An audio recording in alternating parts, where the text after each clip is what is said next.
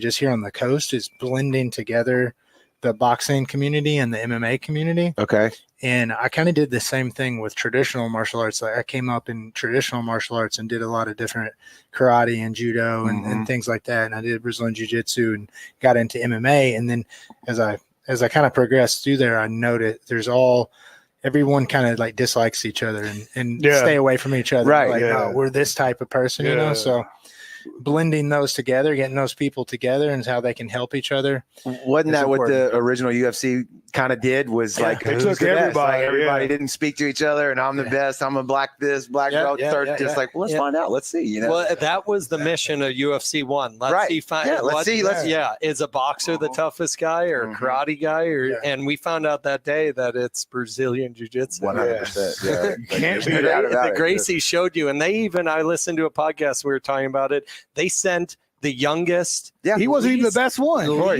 Least dangerous. That's when his dad picked who's going to go. He's like, "You'll hurt him. You'll hurt him. Yeah, Hickson was the beast of the family. Yeah, they're like, okay, you could go because you're not going to hurt anyone." Yeah. Then he became a big, huge star. No, but he knew he was going to win. But he wanted to show the world, this is the best form of martial arts. But we're not gonna hurt you. We don't need to go there and break arms. Well, they also didn't want to be like, well, look at the specimen that you sent, right? He's like, no, it's the littlest one we got, and he wasn't small. Yeah, Royce is a big dude. Yeah, he was slender. He's 6'1". I met him. He's like my height. He's a big guy. Small. Yeah.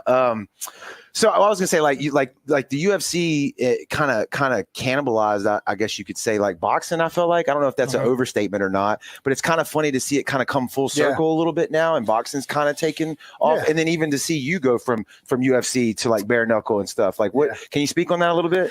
Yeah, I can. Well, one thing, boxing, it was always like part of my goal. Before I got into UFC, I was doing amateur boxing a lot. So I have good bit of amateur fights, boxing and kickboxing, really. And then when I first moved down here, good story about Toughman is I fought on some of the early slugfests. Yeah. And that's how I got connected with the Durons. And they that's where I met you. Rodney's my cousin. Yeah. Rodney, he worked with me for years.